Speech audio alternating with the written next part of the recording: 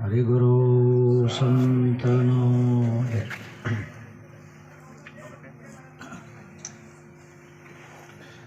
ઓમ સમરુ શ્રી ગુરુનાથ મારા હાથ તારા દાસ શિર પર રાખજો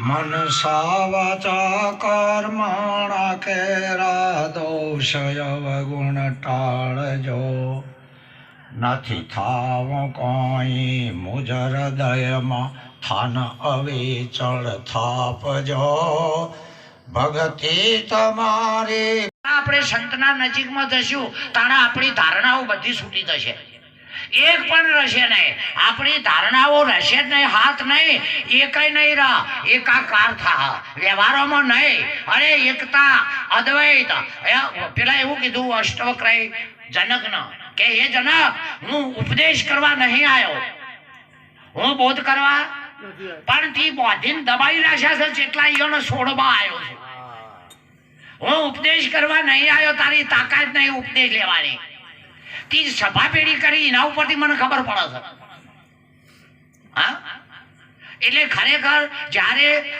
જ્ઞાની પુરુષોનો બગીચો હોય તમારી નજરમાં દ્વૈત એવું કશું સહજ નહીં અને કદાચ હશે તો જૂના ભણકાર હશે કદાચ હશે તો જૂના ભણકાર હશે કોઈ ચોયથી આવ્યા નહીં અંદરથી ફૂટ્યા છે ચોયથી આવ્યા નહીં આ બીજનો ડાળો પોદડો આમ બાથી આવીને મળજો કે મોયથી ફૂટ્યો છે અંદરથી ફૂટતા ફૂટતા આવ્યા છે કારણ કે મને જો ખબર હતી કે કઈ પણ આવશે પણ મારામાંથી જ આવ્યું આમાંથી આવ્યું અને તાર મોતે આપણાથી પણ ભેડું છે એ ખબર અને ખબર પડી સંતોના શાસ્ત્રોના શબ્દથી અને ખબર પડી એ તારે સંત ગુરુના ચરણે દોડ્યા ખબર પડી તાને કઈ નમ છેલ્લું કહું ભાષા ફેરશો પેલો મનસૂર નો જાણે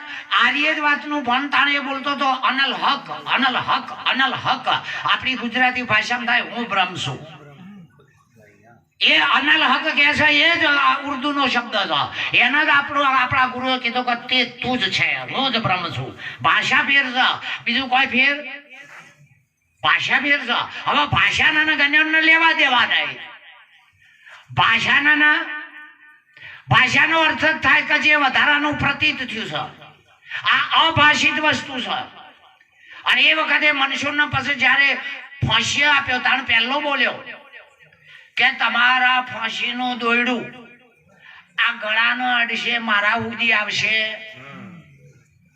કદાચ ફાંસી આલશો તો આ દોરડું મારા ગળા સુધી આવશે પણ મારા સુધી આવશે હવે આ બધા એક બાજુ થયા તે પછી આ વાતનો વિચાર કરવા નહીં પેલા બધા એક બાજુ થયા એટલે આગેવાને કીધું કે આ બધા આ મનુષ્યને એક એક પથ્થર મારો તો બધાએ માર્યા ગુરુના મનમાંથી પકડાઈ જવું તો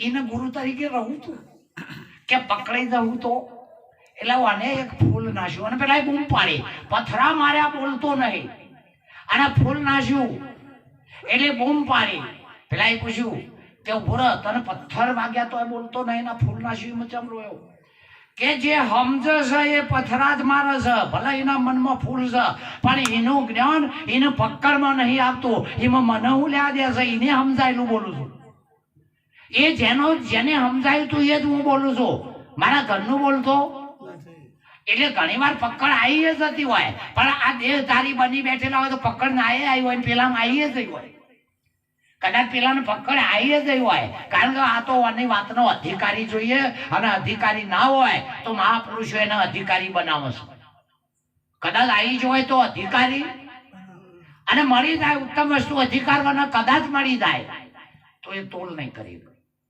માફ નહીં કરી અરે મારા માટે એ શુદ્ધ ચૈતન્ય એક ગુરુનું રૂપ ધારણ કર્યું મારું ભલું કરવા માટે એ શુદ્ધ ચૈતન્ય આપણા ભલા કરવા માટે એક ગુરુનું રૂપ ધારણ કરીને આયા અને આપણું પડાઈ લીધું એ લઈ જા નહીં એટલે આપણાપણું મેકાયું છે. હું પડ્યું આપાપણું. કોઈને જમીન તમે વેચી, તે જમીન કેવી રીતે લઈ જાય? દસ્તાવેજ કરાવીને હક ઉપાડી લે. દસ્તાવેજ થયો એટલે હવે આ બધું એ ગુરુનું છે ને જાણ. આ છેલ્લે પાછું આલ્યું કાનું હોય? આમ ગુરુ મારું કીધું એ તારા બંધન છે. મારું એવો મોહન કરીએ મનરાતું જ ને કહીએ. આ જે દેખાય એ ગુરુને જો નકા કારનું જવાનું છે ને ભેળો તું એ થવી જઈએ. આ જે દેખાય એ બધું સદગુરુનું જ રૂપ છે. આમાં ટીકા કરો તોય તારા પાત્ર અનુસાર, અને નંદન વંદન કરો તોય તારા પાત્ર અનુસાર છે. એટલે મહાપુરુષો આ પ્રગટ છે, અને પ્રગટનો જેટલો શબ્દો એ બેહી રહે ને એમાં જબર મજા. જો એ શાંત થઈને બેહી હોય જ્ઞાની તો માની લેવું કે હવે એની મસ્તીમાં છે. એની મસ્તીમાં છે, ખબર જ નહીં, પાડોશીને ખબર ના પડે કે ખરેખર આ કઈ સ્થિતિમાં છે. આ સ્થિતિ પકડાવી ને, આ સ્થિતિ પકડી જાય ને એટલે પછી તમને તમારો શ્વાસ કાઢવો પડશે. બહાર કોઈ દુશ્મન નહીં આપણો. પછી આપણી એ બુદ્ધિ આપણને આમ નહીં ગમવાનું, કશું નહીં જવાનું. અભાવ દ્રષ્ટિથી જો સવારે સંડા અત્યારે લાડવા ખવડાયા, પણ સંડાજી પર હોમું ચકીએ લાડવા નહીં, પણ સંડાજી આપણે હોમું ચકીએ. એમાં જગતના અભાવ દ્રષ્ટિથી જુઓ, ફક્ત અભાવ દ્રષ્ટિથી જોવાનું છે. પણ મારો ગુરુ છે એવી ભાવ દ્રષ્ટિ કરવાની છે. આત્મા એવો શું સદા? આત્મા એવો ભાવ છે કે બીજું કોઈ થયું છે? અને શરીર એવું એ શું થયું તું તાર?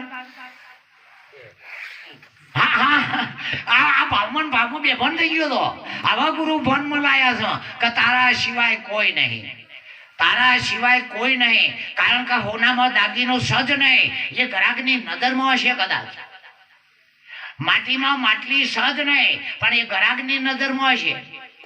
આવા જ ગ્રાહકની નજરમાં માટલી સાથે ગ્રાહક માટલી ફોડો કે પેલો બનાવનારો ફોડો છે. જ્યાંથી પકડો ત્યાં માટી સિવાય સજ નહીં, જ્યાં પકડો ત્યાં માટી સિવાય સજ નહીં. અને કદાચ કહેતા હોય કે હોનામાં ના હોય દાગીનો હોનો બને, એ કાર્યકારણનો નિયમ છે. અને કાર્ય કારણ સહિતની નિવૃત્તિ છે. પેલો કાર્યકારણનો નિયમ છે, અને આ કાર્યકારણ સહિતની નિવૃત્તિ એ રહ્યો આપણું પોતાનું સ્વરૂપ છે.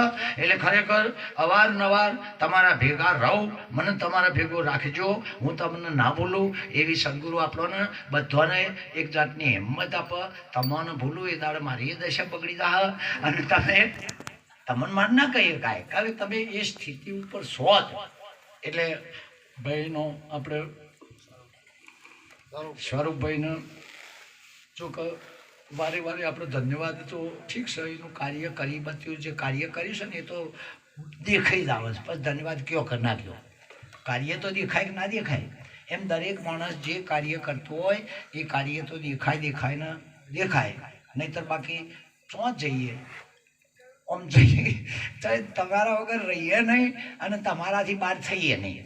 આવી સ્થિતિ આપણા ગુરુએ અગર તો એના સ્થિતિ આપણે ભૂલ ના થાય એટલે એ સગુણ સ્વરૂપ એ સંત છે, નિર્ગુણ નહીં. નિર્ગુણમાં તો હમણાં જવાનું મહારાજે સારું કીધું હતું, ખાતો નહીં પીતો નહીં એટલે ચા પાણીને ગુડલો બધું ભૂલ્યા લાવવું પડે. આ શૈલી ભક્તિ છે.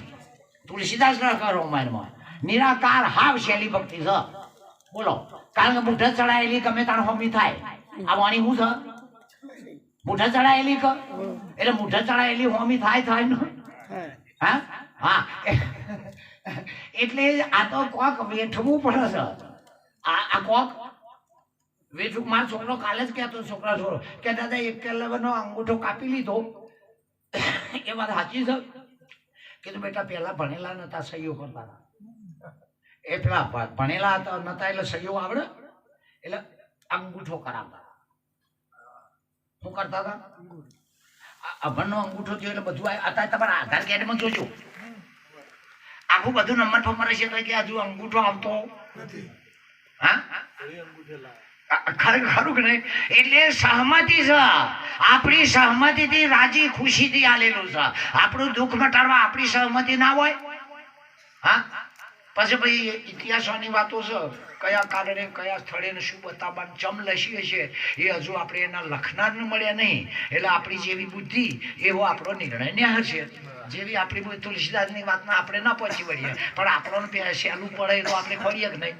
હા, આ દિશાથી ચોથી નજીક આવે એ હું ખોળું, પછી તમારે ચો થઈ જવાનું એમ શાસ્ત્રો જે વાંચે એના નિર્ણય અલગ અલગ નીકળે એક જ ગીતા બધાના નિર્ણય એક ના કાઢીએ કે અને પહેલા ફેર ગીતા વાંચો બીજો નિર્ણય આવે ફેર ગીતા વાંચો ત્રીજો નિર્ણય એમ કરતા કરતા બંધ થઈ જાય હાવ શાંત થઈ જાય આ શાંત થઈ ગયેલું જેટલી તુંડે તુંડે મતીર વિના શબ્દોના અર્થ જુદા નીકળશે અને અર્થમાં અનર્થ ભરેલો છે લક્ષ્યાર્થ તો સંતના પાહણ જવાથી જ ઘેર બેસે બોલ સદગુરુ મહારાજનો હરિગુરુ સંતનો